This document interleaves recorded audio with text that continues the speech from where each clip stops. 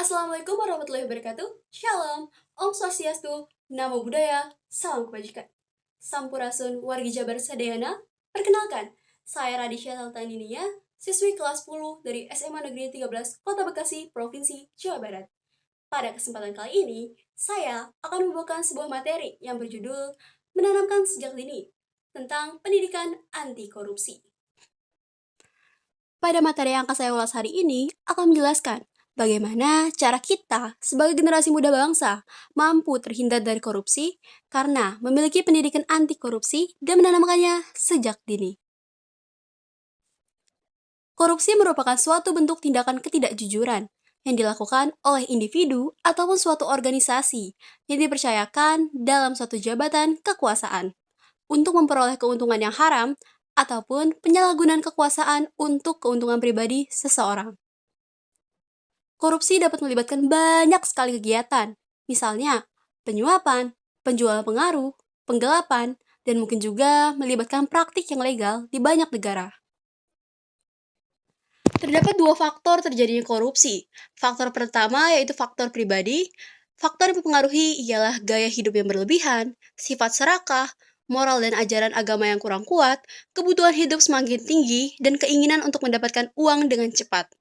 Sedangkan pada faktor kelompok, faktor yang mempengaruhi ialah kebiasaan di lembaga yang kurang baik, manajemen lembaga yang buruk, dan manajemen yang selalu menutupi terjadinya perilaku korupsi. Dampak negatif bagi negara terdiri daripada politik demokrasi, pada ekonomi, dan pada penegakan hukum. Pada politik dan demokrasi akan terjadinya penyalahgunaan kekuasaan, munculnya pemimpin yang korup, serta menghancurkan kedaulatan rakyat. Pada ekonomi, akan terjadi peningkatan kemiskinan, kualitas barang dan jasa publik yang menurun karena hasil-hasilnya dikorupsi, dan meningkatkan hutang negara. Pada penegakan hukum, akan menghambat efektivitas sistem peradilan, fungsi pemerintahan yang akan dianggap mandul oleh masyarakat, dan hilangnya kepercayaan rakyat terhadap lembaga negara disebabkan banyak sekali anggota-anggota lembaga negara yang melakukan tindakan korupsi. Selanjutnya kita beralih kepada nilai-nilai anti korupsi dalam kehidupan sehari-hari.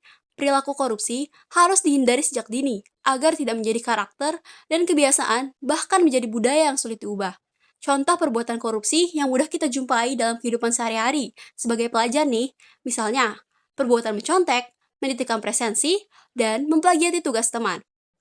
Karena itu, untuk menghindari dan mengikis perbuatan korupsi, perlu ditanamkan yang namanya nilai anti korupsi yang diharapkan dapat menumbuhkan budaya anti korupsi termasuk di lingkungan kerja.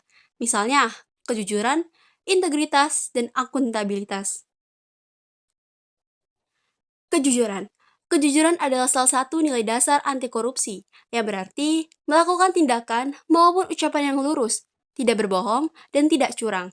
Kejujuran sangat penting dalam berbagai aspek kehidupan, termasuk dalam kehidupan sosial dan akademik. Dalam konteks akademik, kejujuran dapat diwujudkan dengan tidak melakukan tindakan-tindakan yang merugikan di bidang akademik. Misalnya, perilaku mencontek, tidak melakukan plagiarisme, dan tidak memalsukan nilai. Yang kedua, integritas. Menurut Komisi Pemberantasan Korupsi Republik Indonesia, integritas adalah bertindak dengan cara yang konsisten dengan apa yang dikatakan. Nilai integritas merupakan kesatuan antara pola pikir, perasaan, ucapan, dan perilaku yang selaras dengan hati nurani dan norma yang berlaku. Contohnya, jika seseorang telah mengakui bahwa dia jujur, maka hal itu juga akan tercermin dari tindakan, perasaan, dan perilakunya. Integritas akan menjaga orang itu tetap jujur, walaupun tidak ada orang lain di sekitar yang melihat kejujurannya. Yang ketiga, akuntabilitas. Akuntabilitas merujuk pada kewajiban setiap individu, kelompok, atau institusi untuk memenuhi tanggung jawab yang menjadi amanahnya. Akuntabilitas memainkan peran penting untuk mendorong efisiensi, transparansi, dan integritas baik dalam pemerintahan maupun di dalam kehidupan bermasyarakat. Sebagai contoh, laporan kinerja adalah laporan hasil kerja seseorang ataupun organisasi dalam melaksanakan pekerjaannya untuk mencapai tujuan. Laporan kinerja juga dapat diukur dengan standar yang telah ditetapkan selama periode tertentu. Selanjutnya kita beralih kepada penerapan nilai anti korupsi dalam kehidupan sehari-hari. Banyak sekali yang dapat kita lakukan untuk menerapkan nilai-nilai anti korupsi dalam kehidupan sehari-hari, seperti tidak mencontek atau menyalin pekerjaan orang lain, tidak memanipulasi data dan fakta pada suatu pekerjaan, tidak mau mengambil sesuatu yang bukan haknya, berani mengemukakan sesuatu dengan jujur, hidup sesuai kemampuan, bersikap arif dan bijaksana dalam mengambil keputusan, bangga terhadap perilaku anti korupsi, dan selalu menolak tindakan suap-menyuap. Partisipasi dalam pencegahan korupsi dapat kita lakukan baik di sekolah, di lingkungan keluarga, ataupun di masyarakat. Di sekolah, siswa dapat berlatih mengoreksi sendiri tugas atau latihan. Siswa juga dapat diberikan pendidikan anti korupsi yang terdiri dari pengertian, penyebab, dan contoh perilaku korupsi. Hal ini berfungsi mengubah persepsi dan sikap siswa terhadap korupsi.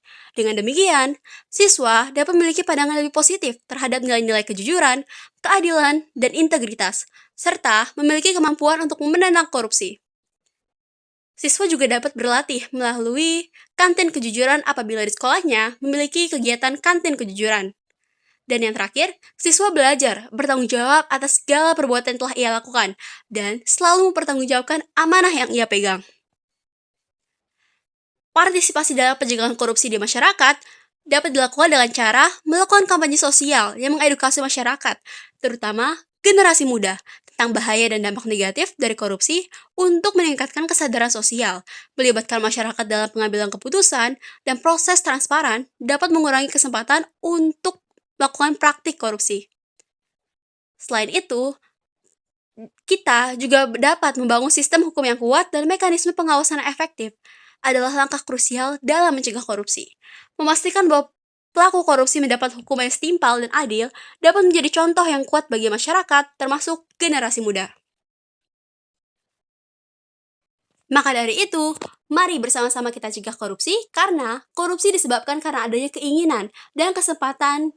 Keinginan berkaitan dengan moral seseorang, sedangkan kesempatan berkaitan dengan sistem. Untuk itu, agar terbebas dari korupsi, perlu ditanamkan nilai-nilai anti korupsi sejak dini, mulai dari lingkungan kerja, keluarga, tempat tinggal, masyarakat, dan dimanapun ia berada.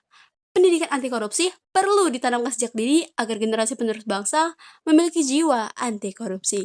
Mari bersama-sama kita cegah korupsi. Kita lawan korupsi agar Indonesia terbebas dari generasi muda yang korupsi.